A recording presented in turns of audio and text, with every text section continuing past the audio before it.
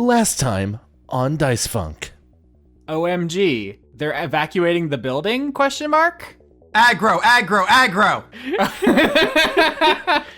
All right. I have no context for these things, but one of those things sounds cool. I cast Lightning Bolt. Hey, if you're gonna make it canon that Frank pissed himself, at least give me a chance to roll to avoid that. Is it friendship? It's friendship.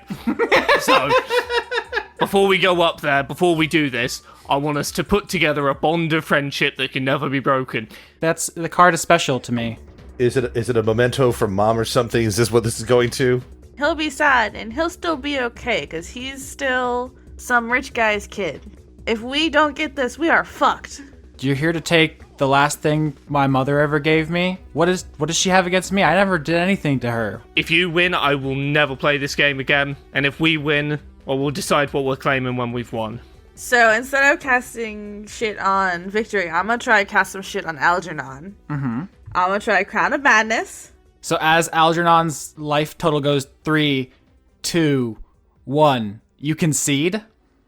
Yep, Frank concedes.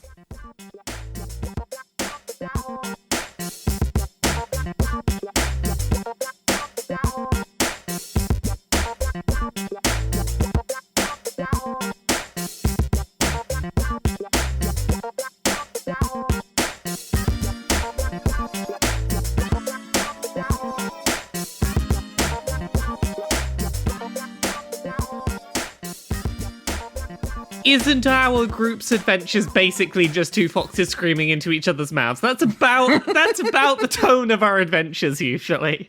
That's season 12. Season 12's the fox screaming season. I feel like you're gonna have to include a link to that video in the episode description so that people know what the fuck we're talking about. I'll probably tweet about it. Before we started recording, Austin told us to bring the energy of two foxes screaming into each other's mouths, so we started as we mean to go on. Alright, let's get going. I'm pretty sure that's what we're going to get from at least 3 members of this party because of what one member of the party did last episode. It's a very controversial decision. The blogosphere is blowing up. There were opinions on what I did last week. Also an excellent segue. I got a really good hot take, actually. Mm-hmm. This is tangent, but hot take. Mass Effect Andromeda is the best Mass Effect after Mass Effect 2. Ooh, that is a hot take. Drop that on you. Carry on. Ooh. No discussion. Man. That'll get to the episode. I would touch it, but it's so hot. I'm worried about my fingies. You're gonna burn your hands. Okay, so where we ended the last episode, it looked like you guys had defeated Algernon Sharp in Holodeck, but just as his life points were about to run out, Frank conceded. Yeah, is this a thing like I should talk about why I did that, or do we just go with it? Yeah, I think we could do. Let's try to do as much showing without telling as we can in a non-visual art form. Okay. So before you see Algernon kind of drop to his knees. He's dropping cards everywhere. He's basically just kneeling in a pile of cards. He's mumbling under his breath. He's still got the crown of madness on him. He's saying stuff about his father. A lot of it is hard to understand. It sounds angry, but he's prone before you, mumbling incoherently. And I think for the first time, you guys recognize, I mean, he is a teenager. He's 18, 19, probably. You guys are in your 20s. Frank is like 40. Oh, I thought he was a grown-up, too. I hadn't pictured him as young as 18 or 19, but, like, I was aware there was an age difference between him and Frank, for sure. We never established how old Ed is, so you don't know. Oh, a tiny baby robot boy. Small. If nothing else, Frank is gonna like gesture over to Lenora and just be like, get rid of the crown. I make the crown stop. Did we win the game? Okay. You stop concentrating on Crown of Madness, and it dissipates. He's still on the floor, kneeling in his cards, shaking visibly, on the edge of tears. He hasn't looked up. My bad. Frank's gonna head over there, and before he does anything else, he's gonna start like collecting up Algernon's cards and just try and put them all into a pile together to try and hand back to him. And assuming he takes it, he's just gonna sort of put a hand on Algernon's back for a sec. He flinches when you try to touch him and falls backwards onto his butt. Look, Look, I don't know how much this is going to mean right now, but like, if you look at those screens, look, you won that duel. You don't have to worry about that right now. He doesn't take the cards from you. He just says, "Are you happy now?" Nothing about what is going on right now makes me happy. This is not what I got into this game for, and you won. You have no need to give me that card. You always do this. You take everything and you just ruin it. You had everything. You had a family, you were famous, everyone loved you. Honestly, believe me, I had those things. I don't now. I don't have the fame. I don't have the family anymore. I have nothing. But you just won. No, I did not win. Look at those numbers, I did not win. You know you won. That letting me win isn't the same. You can beat me now. That's all I had, is I was better than you.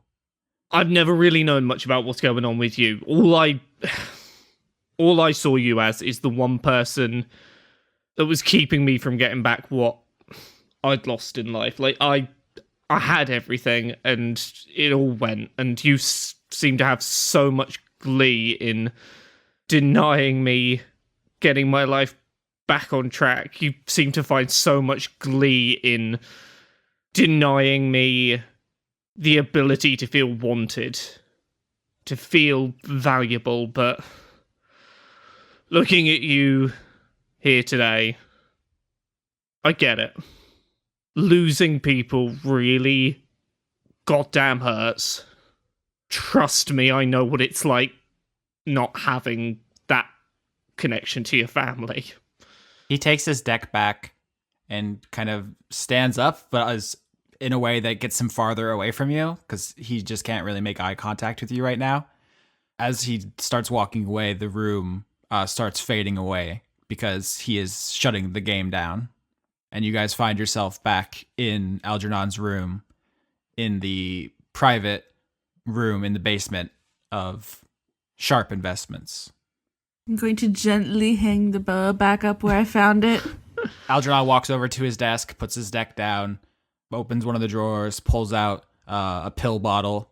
It says Daily Medusa Supplements or something. You guys know, it's the drug that he has to take every day so that he doesn't turn everyone he looks at into stone. And he takes one and he sits down in his chair. I guess there are two things I've got to say. First of all, to you three, I know you probably... I don't know if you're going to stand by what I did there, but I'm sorry. I know you've got your own shit to deal with, and I know that this has made this harder for you, so... sorry about that. It's cool, I guess. You know, being nice and stuff is good. Algernon, here's the deal. I made a lot of assumptions about you. I still think you're a grade A prick sometimes.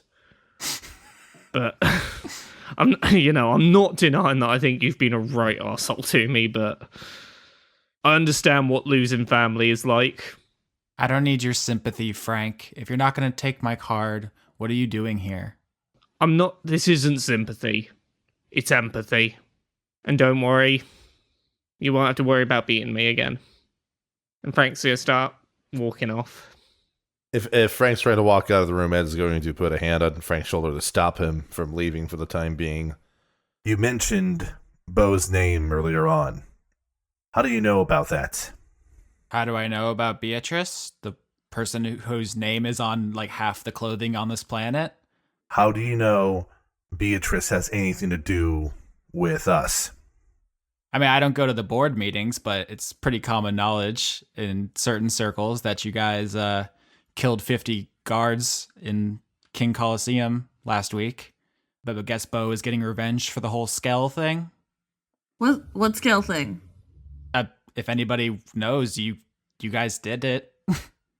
Oh, the internet thing? Yeah.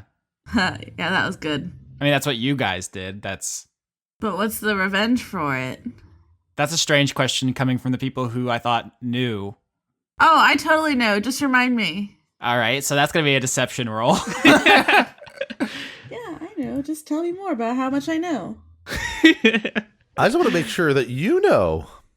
26. All right, so that's not only good enough for this, it's also going to be good enough for the conversation going forward, as long as Lenora keeps being deceptive. Algernon says, Bo used you guys to get back at Solomon for locking Skell in his house. Why do you lock him in there? I know, just keep reminding me of all the information. I mean, you did roll very well. Oh, because Skell wasn't interested in going back to work and being, the guy. He just wanted to write poetry forever, which is not profitable. Oh, yeah, I totally know about that. And so Solomon locked him in his, didn't lock him. He just, there's no internet connection down there, so he just didn't let him out. And then you guys did. And so Bo used you to get back at Solomon because Skell and Beatrice are friends. Were friends? I don't know. He's still on the internet, so I guess he still exists. It's not the same person. When you upload your consciousness, it's like it's a synthetic twin, clone. It's not entirely clear. It's a person, but it's not the same person. It's just. Does that make sense? Yeah. No, I feel ya. Yeah. Interesting. But how did you know it was us? Did she tell you it was us specifically? Like I said, I don't go to the meetings. Beatrice didn't tell me anything in person, but my dad was yelling something about you guys killing 50 people when he was throwing stuff around. Oh, we didn't kill nobody. Or we did, yes, we're fearsome and mighty. I want to honor your role, but also you just said something that blows your cover pretty wide open. What is going on here? Why are you here? What do you want? Why are we having this conversation? Well, okay. Ignore anything that may have been said. We came here for the card and some information because we were told to get the card and some information. We didn't know, the circumstances. We were just told, hey, card, get it. I understand why Beatrice would want to give my dad a hard time, but... Why would she want to give you a hard time? That's what I'm confused about. What do you have to do with all of this, Oh, I think I get it. What? Algernon's looking at his phone as he's talking, just because he's a millennial. He's always checking his phone. And he's looking at it and he says, "Oh, I get it now." That's funny. So this entire building is locked down. There are about 100 guards on the ground floor alone. Beatrice didn't send you guys here to steal a card. She sent you here to die. No. I'm best friends with her bear. She'd never do that. Oh, this is just great. This is great. This is great. Hey, bud, you want to help us not die? Why would I do that? Because we're friends now. You did roll a 26. Algernon thinks to himself, and a lot of emotions crossed his face. He's embarrassed still. He's kind of humiliated about all the things he said under Crown of Madness. He doesn't like Frank because, he's projecting family stuff onto him. He doesn't really know the rest of you. But then he gets a wide Grinch-ass smile because he gets a terrible, awful idea. Mm-hmm. And he says, I might be able to get the guards to stand down, and I could turn the elevator back on from here. I do have admin access, but... What do you... You're so close to the right question, Frank. What do you want? What do you want? There we go. What I want is for you guys to make my dad very angry. How do we do that? That I can do, probably. I'm apparently pretty good at making people angry. So if I turn the elevator back on, you guys can go up to the top floor, his penthouse, where he is right now, but also his personal computer. If you go on there, I think you guys will find a lot of really interesting information that might make a lot of this more clear. Okay. Quick question while we're at it. No chance that computer has, I don't know, access to very specific server information we might be here for? If there's anything worth knowing in this building, it's on his computer. He's the boss. What do you want us to do with his computer? I think if you guys search around for what's going on, you'll come to the right conclusions. After you do that, I have someone I want you to meet, and I think everything will make a lot more sense. I'm scared. Oh, you should be. Right now, what choices do we have? We are many floors down in a very secure building with one person we have access to who does not like 1/4 of this group. This seems like about the best offer we're going to get right now. YOLO, right? YOLO indeed. Hopefully, after all this is done, we'll have a better understanding of the situation and... Well, either you'll figure it out or you'll die, so... Wouldn't be the first time. Alright, well, I'm down. Let's fuck shit up. All right, so Algernon pushes a button on his phone and the elevator's back on. The mechanism's broken, but I think you guys could probably push it back into place with enough strength. Someone broke the elevator. Who could that have been, huh? Definitely not Brody. Brody would never do that. I didn't break it. See, told you. Yeah, why don't you guys make strength checks to pop the door back into place? We're not getting this. I'm the strongest person in the party. In this. 11. Oh, no. 9. No!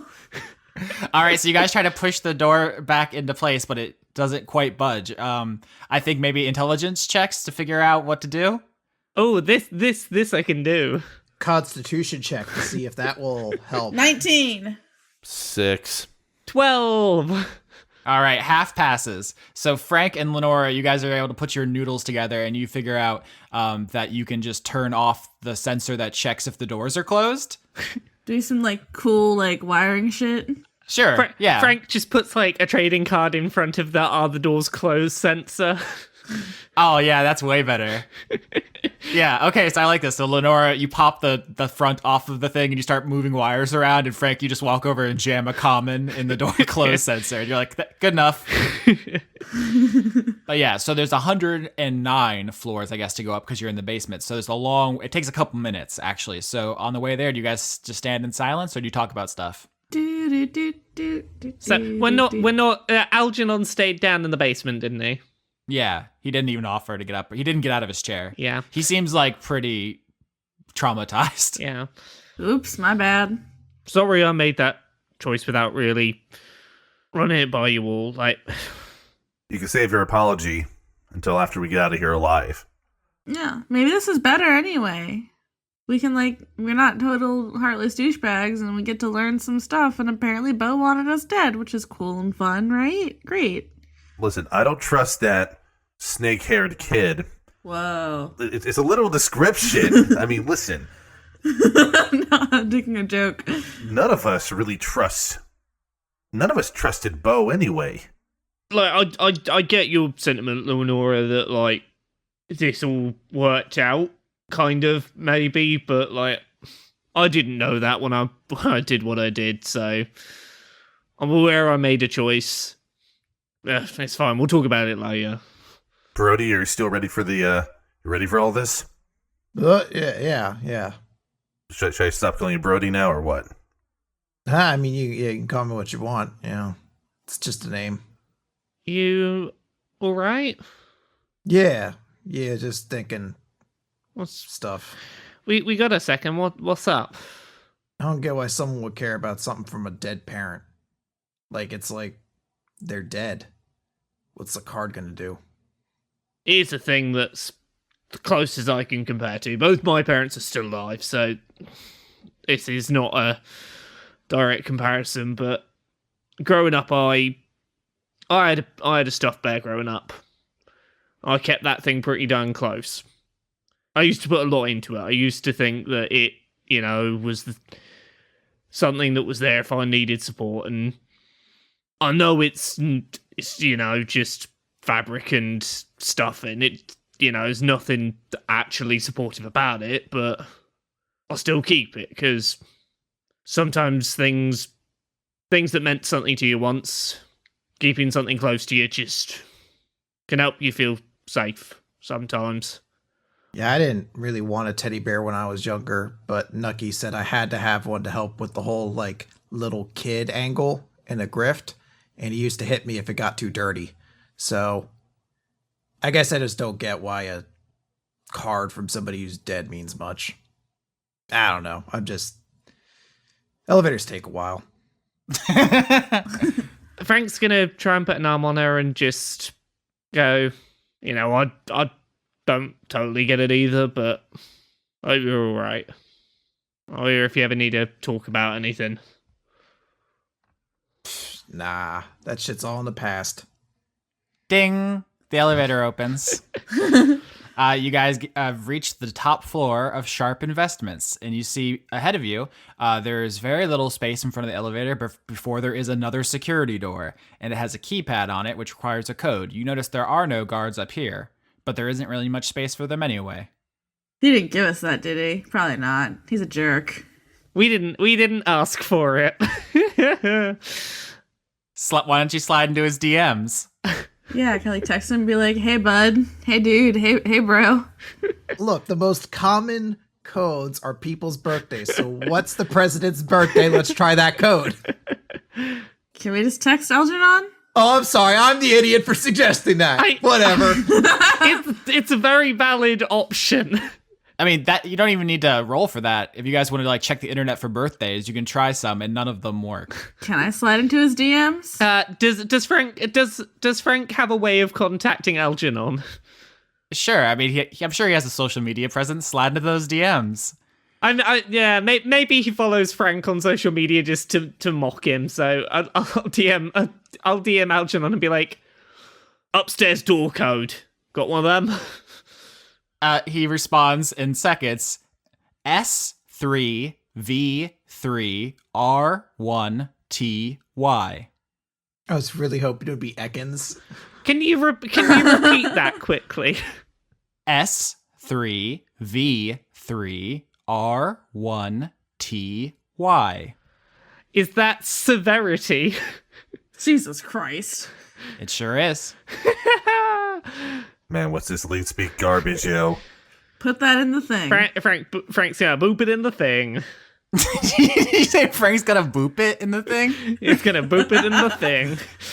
All right, you beat boop, and the door slides open with a pneumatic hiss, and you guys see on the other side of this door, there is an entire floor that is essentially one room.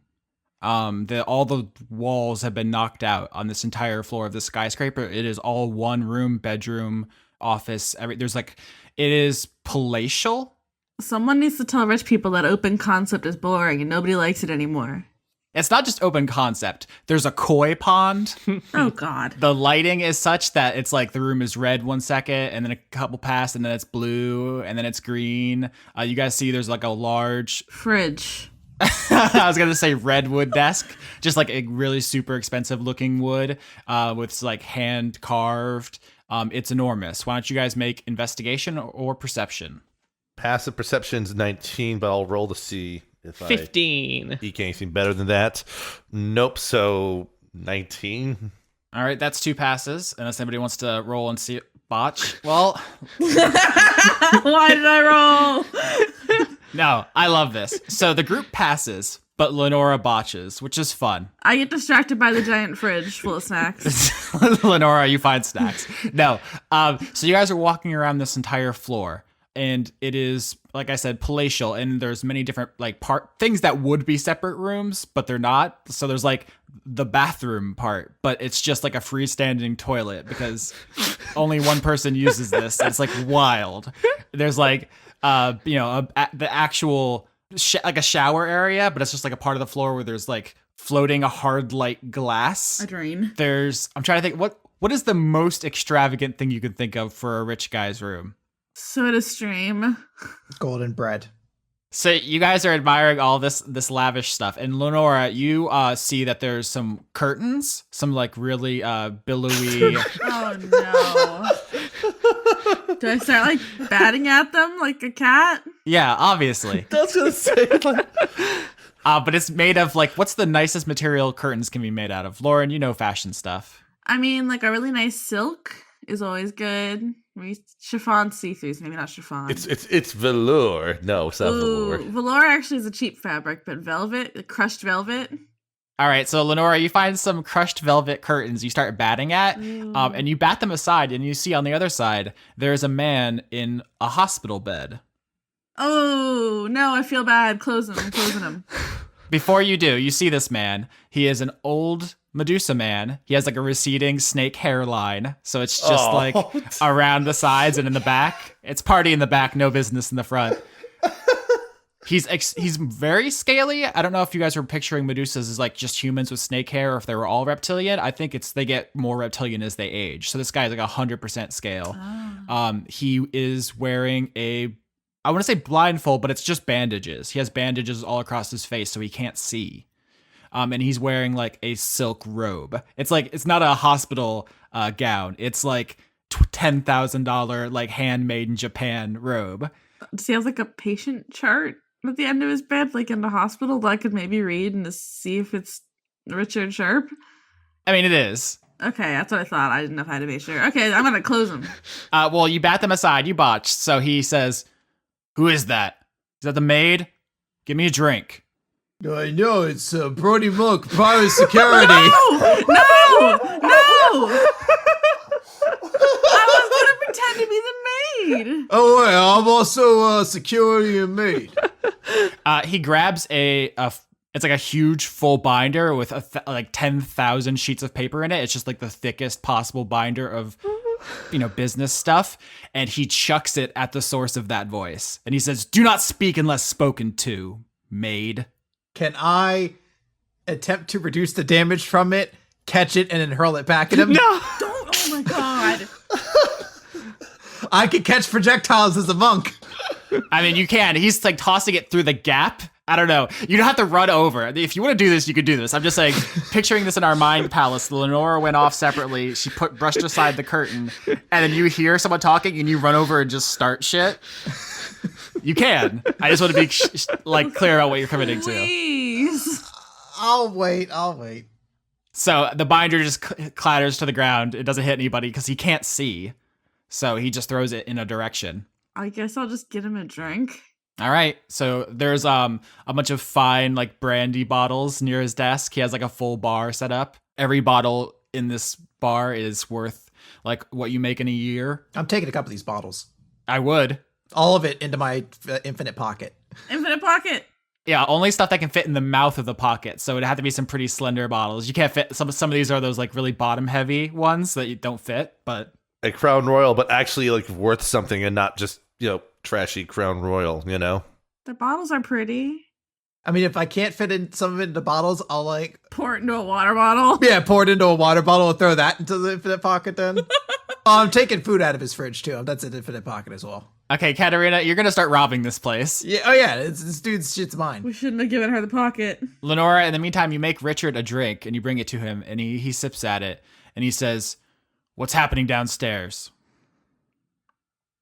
Oh. Don't make me ask again. What's happening downstairs? There was like an intruder or something. They've got it. It's fine. The security is secure. Good. That's what I pay them for. Exactly. You should get private glory raise. Yeah, Brody Monk guy's pretty cool too. I'm saying it from the other side of the room as I'm like stealing his golden bread.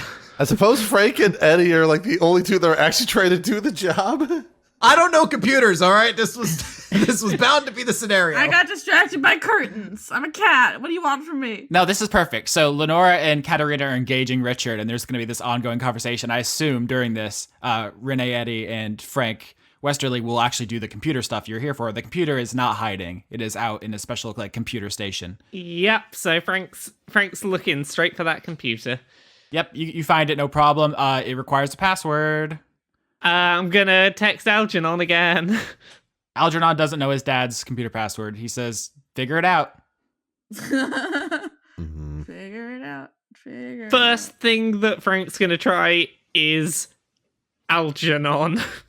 Aw, that's much nicer than he probably is. Not only no, but there's like a custom message that says "fuck off, Algernon."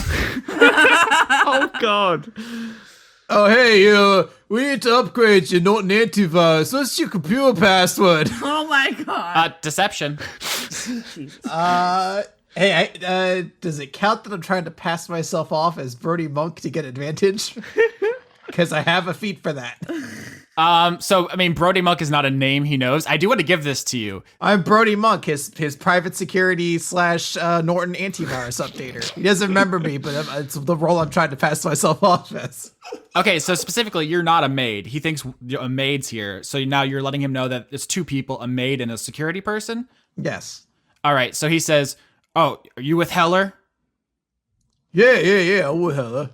So yeah, I mean, you guys know Heller was just up here. Apparently, military is providing security for the building. They are in cahoots in some more specific way than just working for the same company. So he buys that. You can get advantage on deception. 16. Yeah, that's enough. See, the other idea I had was the name of his wife. You know. Yeah, that was my idea too. So he doesn't say, by the way, it's not my wife's name, but it super isn't. It's K1NGSH1P. Oh my god. Kingship. Oh no. So wait, is this like a battleship reference, or is this one of those things that those kids do in those forums? Is a kingship people? Is that Severity, kingship. Is that case sensitive? You can tell by the way he pronounces it which ones are capital. Thanks. K! 1 and G! Frank puts in the case-sensitively correct password. It unlocks. You have full access to his computer. Do you need anything else, sir? Can I leave? Lenora, much like myself, doesn't like cleaning or serving people. Yeah, makes sense. He says, just stand there and be quiet a second. I'll let you know. Okay. The rest of you have access to Richard Sharp's computer, and I think we're now going to play her story. Is this the give a keyword and see what pops up? Yeah, as opposed to, I don't know how else we would, unless we would just do a roll and then I give you information based on that. That seems like a weird way to search a computer when you can infinitely type stuff in. So why don't we do it that way? For anyone who doesn't know what her story is as a reference point, it's a video game where you're searching a police computer database, and you do so by searching keywords, and then things pop up. So that is what we're doing. It's really not any more specific than a regular search engine, but I just thought that would be a funny thing to say because I'm an idiot. I enjoyed the reference. all right? So, things to search for. Can I suggest Nucky even though I'm not there? Yeah, I mean, you're there, you're stealing stuff, but you can walk over. I'm busy stealing the pills that he takes to make his poop look gold. So, yeah, let's search Nucky. All right, so you type in Nucky, and you guys find a memo from Solomon to the other board members, to everybody. Not a reply all. He's not an idiot. But he sends it to the other board members. It's the memo on an update on Project Eternity. He says, the behavioral scientists we have working on the project aren't making much headway. They seem to be having difficulties with the ethics, and that's in scare quotes, ethics of the project. We're exploring alternatives, but I think I have somebody who might fit what we need. There's a drifter in South Valentine who has a network of child thieves, and perhaps he could help us get the result we're looking for. That's the memo. So the board members of Crown have Nucky. And this is to all board members? Yeah. Can I suggest Bo then as something else to type? Yeah, because that's one thing is that suggests Bo knew where Nucky was. Yes, Bo lied to us. Bo straight up lying to us about not knowing who Nucky is or otherwise. So let's get some dirt on Bo next. It certainly does seem like that. You guys search for Bo, and you find a memo from Bo to Skell, which talks about Project Eternity. And she says, it worked great, Skell. I promise. I've never thought so fast. I've never been able to do so much. It's not scary at all. I'm not smart enough to know this, but I have a theory on what she's referring to. I have some guesses already. All right. maybe search eternity? Yeah, you guys find a memo from Solomon to everybody on Project Eternity, and it says, if I have to tell you idiots one more time, I'm going to start throwing people off of buildings. Don't discuss the details on here, idiots. In person only. Search board members. You find like an infinite amount of stuff. This doesn't help narrow it down. Well, in terms of like who the board members currently are. Oh, I can give you guys a list. Yeah. Okay, so the branches of Crown Corporation are Media, led by Solomon Luna, Research and Development, led by Skell, Hospitality, led by someone named Memphis Cordovero. What a name. Yeah. Financial, led by Richard Sharp. Fashion, led by Beatrice Beauregard. Military, led by General Heller. And then some other ones, I'm just going to say them in a list. Agriculture, administrative, manufacturing, and construction. The leaders of those branches aren't going to be important, so you don't need to remember those names. I'm just telling you, just from a conservation of detail purpose, you don't need to worry about them. Can I suggest our names? That's literally what I was about to say. Sorry. Oh, no, that's I'll take all it right. away and you can have it. No, it's all right. We'll both do it. I'll suggest something stupid. Search poop pills. So you guys look for your names, and you find references to Lenora, Catarina, and Frank talking about Solomon basically angrily asking Beatrice, like I get it. You're mad about the Skell thing. You sent some people to embarrass me, take the belt from the thing I was running ads on. Like, I get it. I lost like $10, not a big deal. But killing 50 police officers is pretty whack. Like, that seems like overboard. Like, this is just a fun game we play to maximize profits and like keep ourselves amused. Like, ease up, girl. That's what you find a specific reference to yourselves. Oh no, everyone thinks that's why she's trying to kill us. You very, very specifically do not find any references to Rene Eddi. Ah. Nobody seems to know who you are. You also recall that when... Graves didn't have any info on me specifically, yes. Correct. When he was pulling up all your debt information to basically, not blackmail, but imply that he had your number, he didn't really know anything about Rene. Is there anything on Cyber Slender Man? So, I mean, typing in Ash doesn't get anything. Typing in Cyber Slender Man obviously doesn't get anything. But if you type in Aaron Aeronautics, Yep. There's a lot of memos about them being threatened by their newfound success, about them wanting access to the technology, about discussing, can we get some teams together to go break into their stuff and steal their secrets? For a second, I thought you were going to say, can we get some tea? No, they basically want to, run game operations on a neighboring country. Not cool. It's an escalation for sure. It doesn't seem like they've committed to it yet, though. I have two. Can we search Graves real quick to see if anything interesting pops up? In one of the memos where Solomon's yelling at Beatrice for the police massacre, Solomon implies that he's fed up with the guy he had there. He says, I might have to find Graves a grave. Oh, shit. Somebody take a picture of that with their phone. And the other thing I want to search is the forms. I mean, it's a super generic word. Form is, used 100,000 times as in reference to order forms. Okay.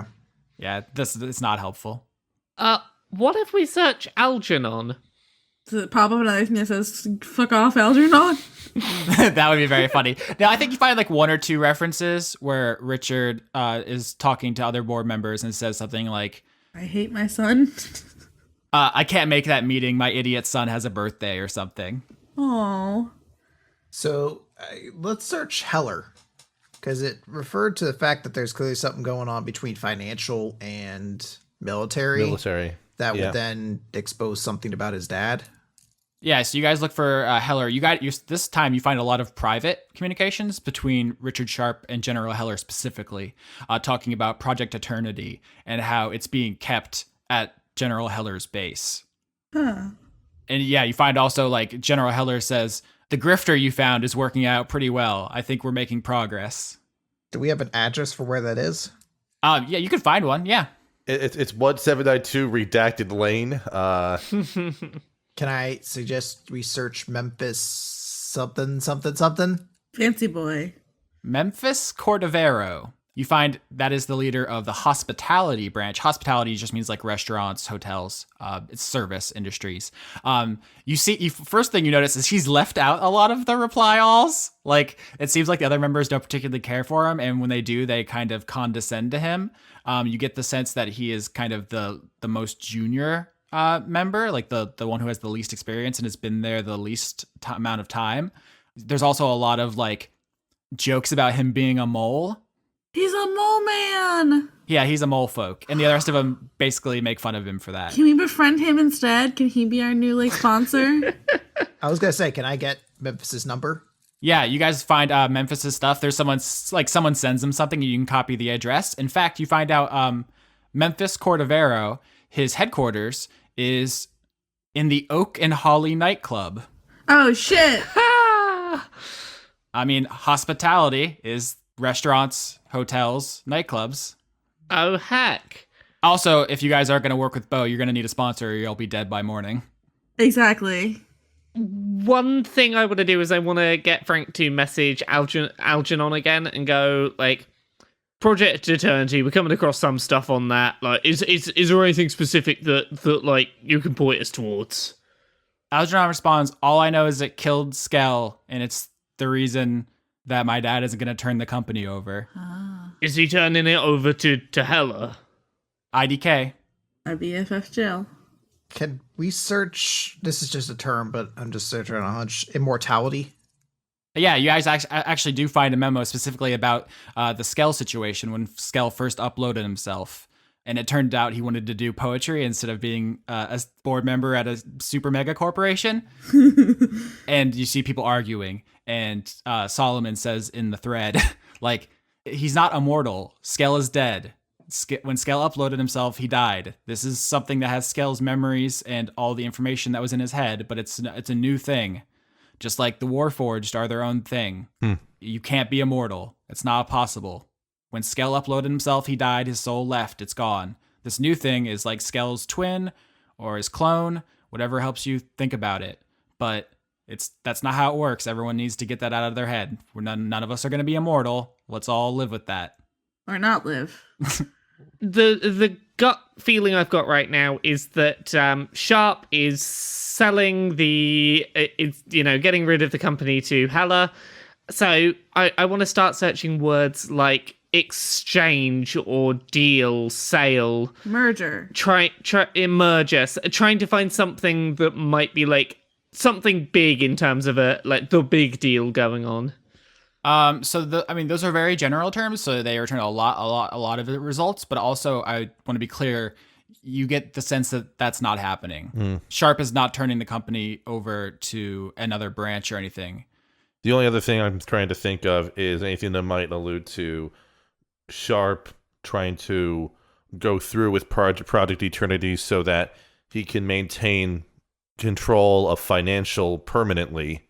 Correct. The thing you just said is definitely a sense you get. Yeah. That Project Eternity is related, but the mechanics aren't clear, and they're deliberately so. That's the mystery that we're doing this season. Can I offer a suggestion? Mm-hmm. What if we Winter Soldiered this and we just release all these documents to the public? Because, as we know in 2018, when the public knows that people in power are bad, they immediately hold them to account. Oh yeah, things happen. I mean, to be fair, in the current world, we don't have, like, the conspiracy of immortality supercomputer thing, so... Also, it's worth noting that the branch Solomon Luna is in charge of is literally media. Yeah, I don't think it's a good idea. Yeah, he controls the message. He controls what people know. I'm not sure if there's much internal stuff. Search Holodeck and see if there's anything particular that comes up about Holodeck as a thing. Or Nox. So you guys search Holodeck, and you find a receipt. What is a good name for Algernon's mom? Algermom. How's your mom? I hate so much right now. You find a receipt from the company that makes Holodeck, which isn't based in Valentine. It's a foreign company, in keeping with our It Is Yu-Gi-Oh! Thing, and they're Japanese. You find a receipt from that company made out to a Evelyn Sharp. It's for an astronomical amount of money for a custom card. Oh, that's it. When was that? What is the receipt dated at relative to today? How long ago did you meet Algernon, Frank? Like, I was thinking like 4 years or so.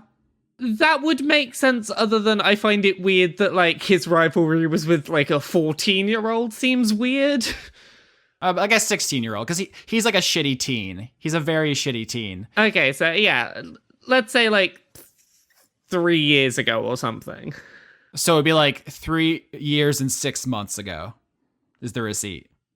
Oh, that's a bummer. Mm-hmm. Lenora's not there, so she like wouldn't be able to suggest this, but Lauren thinks it might not be a bad idea to look up Knox. Yep. You guys find a memo about Equinox, and it's the board members talking about potential uses for it, asking like, do you think it could be used as like as people in combat? Could it be sold as like male enhancement? Could it be sold as like a party drug or what? And it ultimately they decide it's not worth it because the extreme drawback that it'd be problematic to market. That doesn't sound realistic. Yeah, people will put up with a lot of downsides to have a drug. They talk about marketing Equinox. They think it's a pain in the butt, but they don't shelve it. They just say like, well, let's let it find its way to the street. Oh, I was making like an OxyContin joke. You mean like meth and Adderall? They're definitely making money from it. They're just not selling it in stores. They're just giving it to people who sell it on the street, and then the money gets back to them. It's just like low key. That's all. I can't think of anything else to ask on here, probably because I've just, like, there's a thing we should be asking, and I can't think what it is. So while you guys are racking your brain and typing stuff in, there's a knock at the door. There's a knock on my door. Frank's gonna cast invisibility. I'm gonna flip my mask in many faces and make myself look like a maid. I'm going to get behind the door and hold my gun out to shoot someone in the head behind the door if I need to. Nice. Do you just open the door, Lenora? If everyone's hidden. Ed is hidden by/behind the desk where the computer is. Do I look matey yet? I made myself matey. Yeah, you look fine.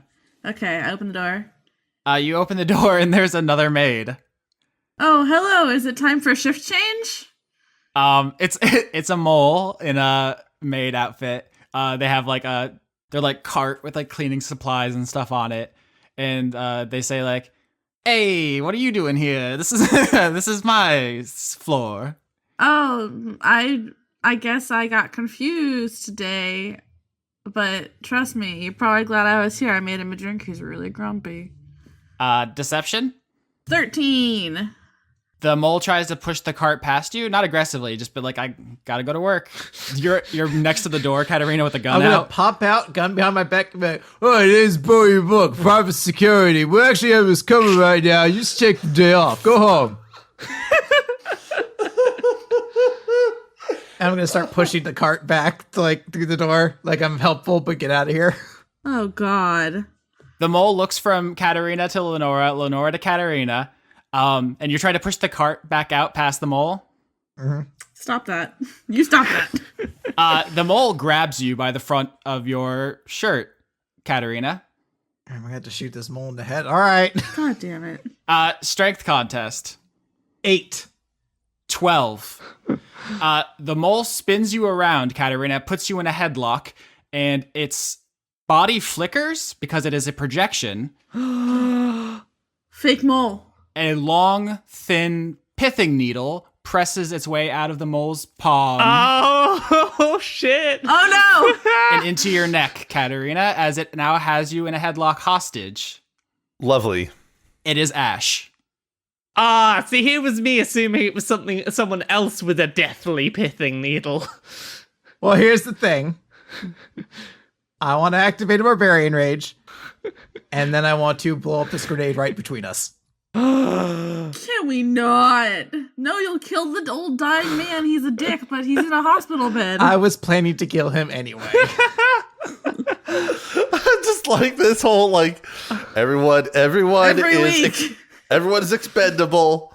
There's so much going on right now. Okay, so Ash, disguised as a Mole. maid, got access really easily to this. I thought you were gonna like be like, who is it?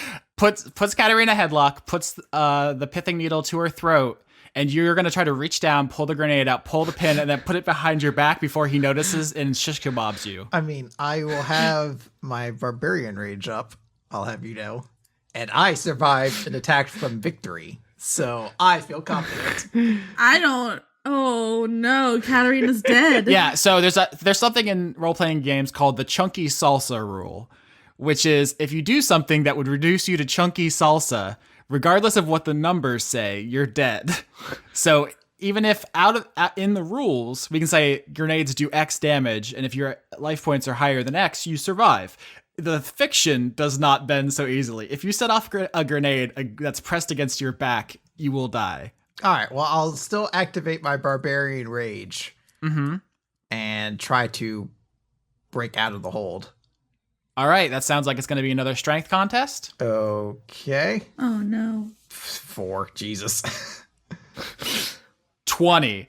So you try to wriggle away. You suddenly, like, your eyes burn with barbarian fire, and Ash just starts stabbing you in the neck repeatedly. Ow, ow, ow, ow. This is with the spine severing needle.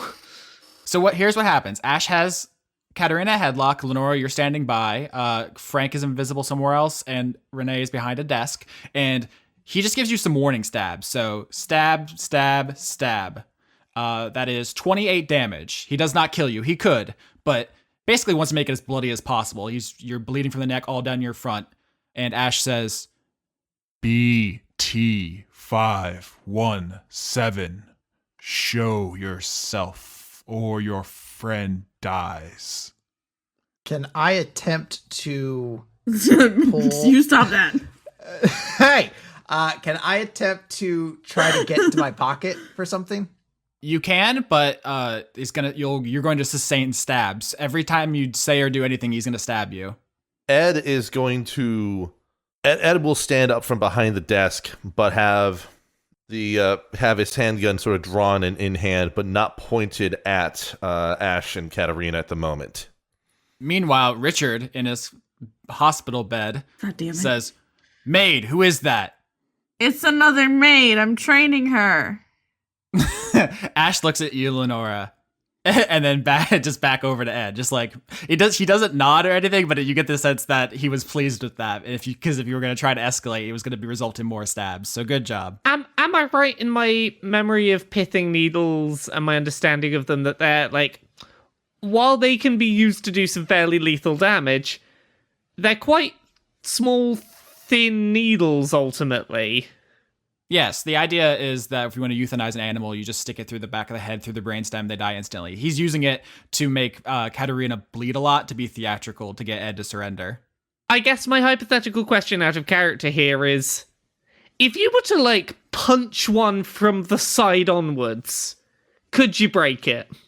If you had, like, super strength, like Superman or Batman would easily be able to. So, okay, force is mass times acceleration. So what you're saying is if I was going super fast, I would have super amounts of force. Are you familiar with, like, a metal barbecue skewer? Could you punch it so hard that it breaks? Like, I'm not... I don't know. I'll tell you what I'm thinking. What I'm thinking is, I'm invisible, expeditious retreat to go very fast go at that needle from the side. You can't do that, though. Expeditious retreat and invisibility are both concentration spells, so it's either one or the other, it's not both. I always do this. I always don't realize that I'm doing two concentration things at once. I mean, I like where your head's at. This is definitely a weapon that can be broken. It would just be something a little bit more advanced than... Gotta go fast. So, Ed, you're approaching with your gun out but not pointed? Yes, and as he approaches, Ed is going to try and message Ash directly. Okay, nice. So you guys can keep your conversation away from Richard, who is about to flip his shit. Yeah. Should I go make him another drink? Sure, that would probably help. I will go make him another drink, but with extra drink in it, extra alcohol. Spit in it. I'm not gonna spit in it. He can taste it, I bet. Drop the knocks in the drink. Let him fight with us. Do I? I don't think I have any. Yeah, you had one that you never used during the wrestling arc.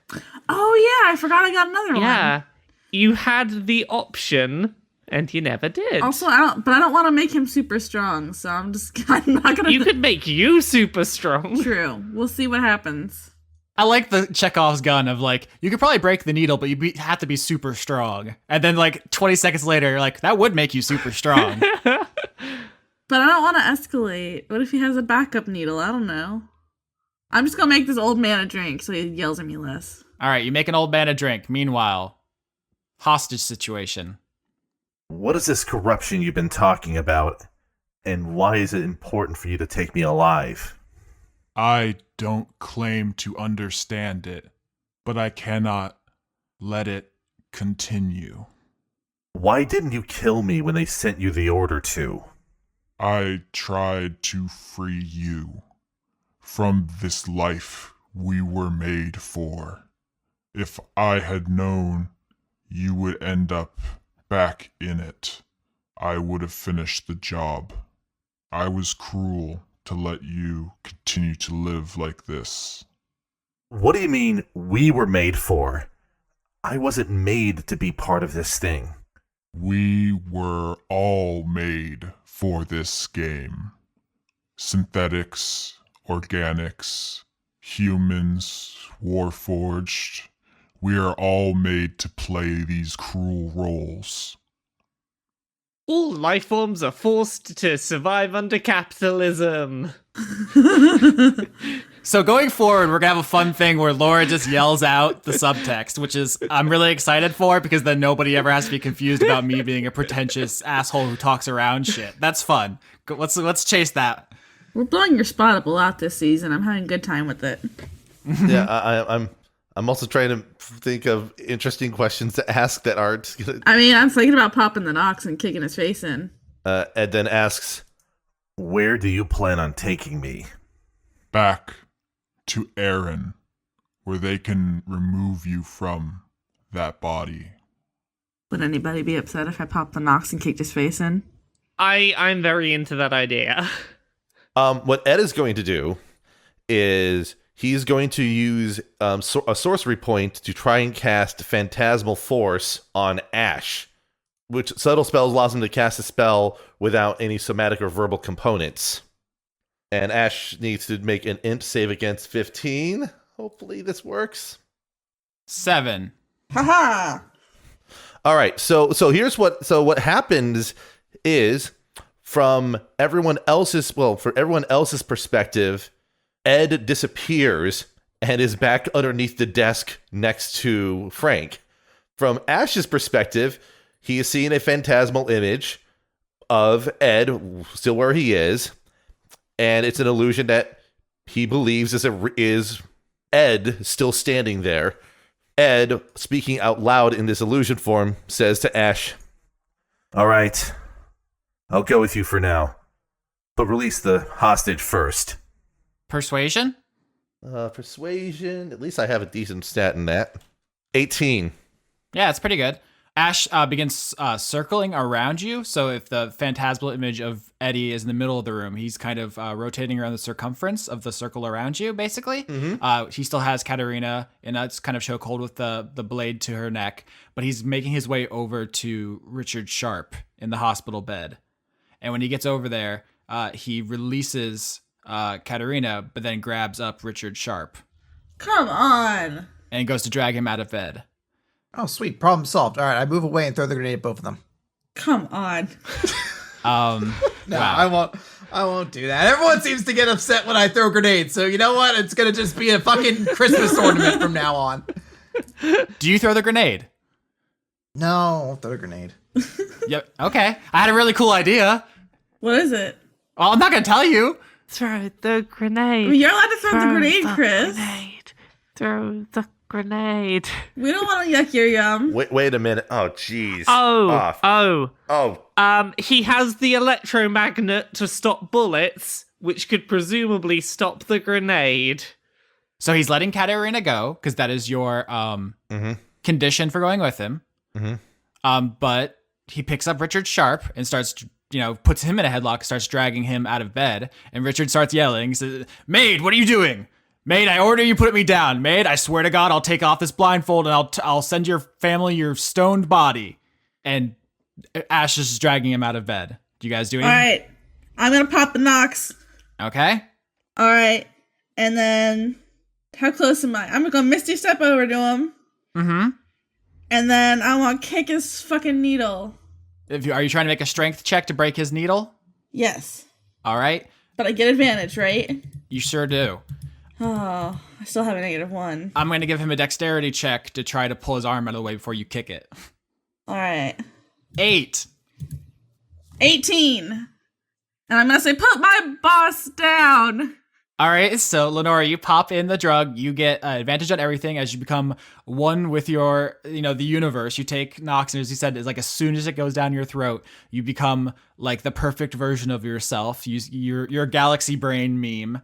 You get power beyond power, and you run over and you kick him in the hand, and it slams against like one of the columns in this room, like a large marble column that used to be part of a wall that before it got knocked out and this room got converted, and it snaps his needle on it, and he stumbles back. He still has Richard Sharp in a headlock with his needle broken, and he stumbles backwards, pulling Richard with him, and Ash turns around and punches the window of the skyscraper. Can I roll another strength to get Richard out of his grip? Yeah, sounds like you want to make a strength contest. Yep. 8. Oh my god. How? What the fuck? I have a botch and a 3. You rolled a 3, he rolled an 8. So he pulls Richard out of your grip and punches the window again. You guys are on the 108th story of this building. And this second time, his fist goes through. Frank is going to try and cast Suggestion. So because it's concentration, he loses invisibility, but wisdom save versus 15. Oops, 20. So you guys tried something again. You try to cast Suggestion on him to get to suggest a course of action. It does not work. And this time he kicks the window and it shatters. 3 hits.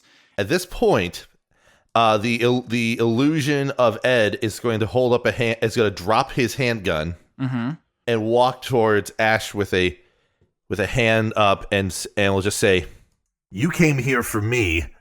You're taking no one else but me out this window." Ash says, I came for you, but I serve Aaron. This will be profitable. and he pushes Richard Sharp out the window. Can anyone fly? To a certain extent, but I can't make him fly. And then I just fall and hurt myself. I have one more spell slot. Can I Misty Step to try and get to the window and catch him before he goes too far? You've seen movies. You know how to describe stuff. Hit me with it. Okay, so I see him let go. His fingers release. I can do another Misty Step to get to the window. I reach my arm out. What do I roll to catch this motherfucker? I mean, if you teleport, you can teleport next to him. You can grab. You're a competent human with functioning arms. Okay, and I'm really strong right now. I grab him. I stop him from falling.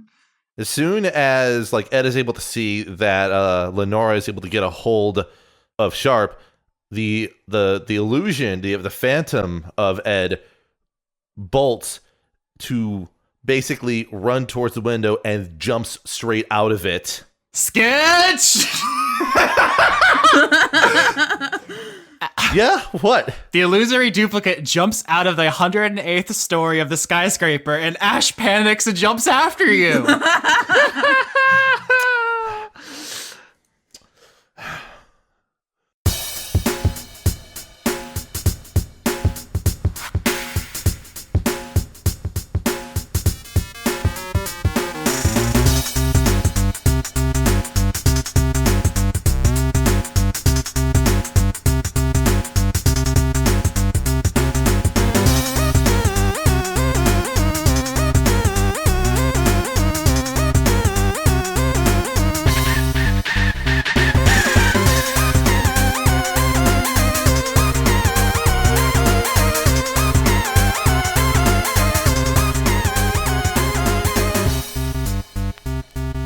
Hello. Hi. Hello, Lauren, famous for voicing Lenora Desmond on Season 4 of Dice Funk, also Lavinia on Season 2, and Dora on Season 3. They were all a real stretch for me.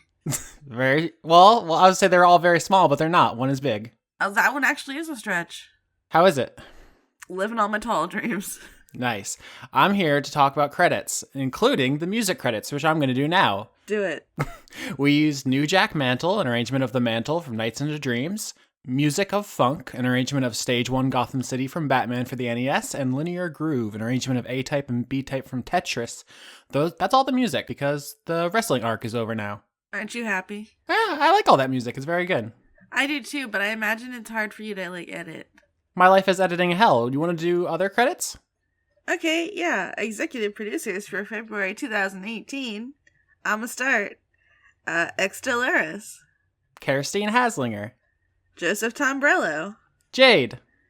Arna Helgadottir. Helga daughter? Helga daughter? Yeah, like John's son is John's son, Helga's daughter. Oh. It's a true. Norse thing. Okay, your turn. Brent.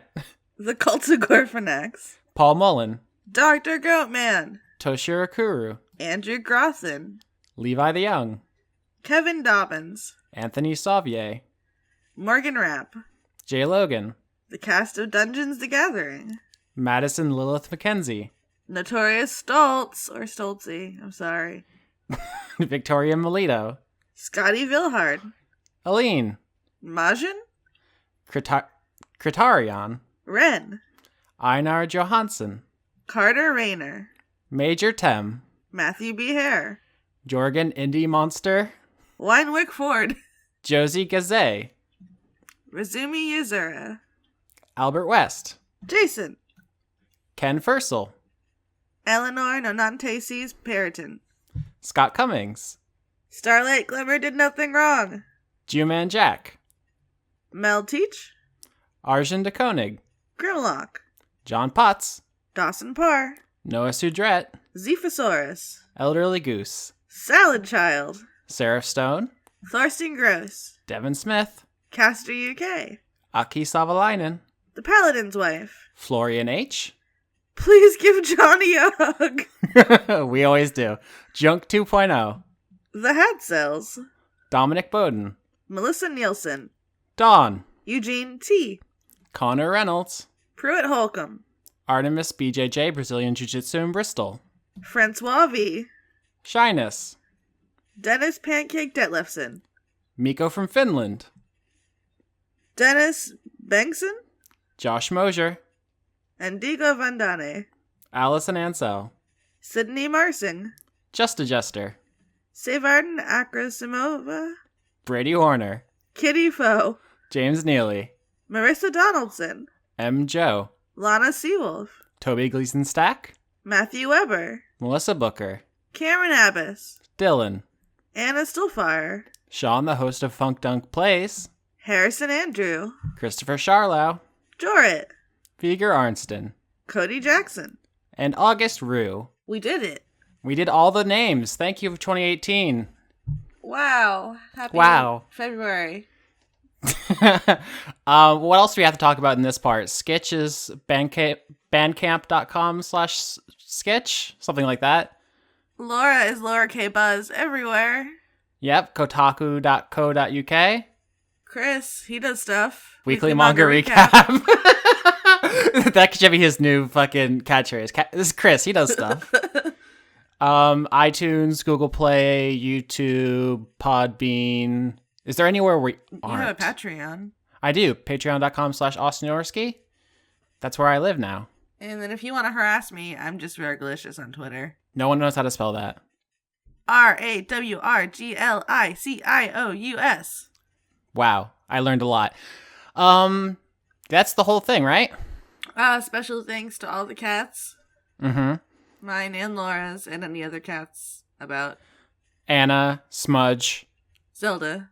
What's the hedgehog? Oh, B-Scotch. Well, that's her nickname. She really is the Duchess Karina of Butterscotch. Not so special thanks, because she's very rude. Special thanks. I take a lot of inspiration from her rude dude. Okay, yeah, that helps you with your role playing. Also, thanks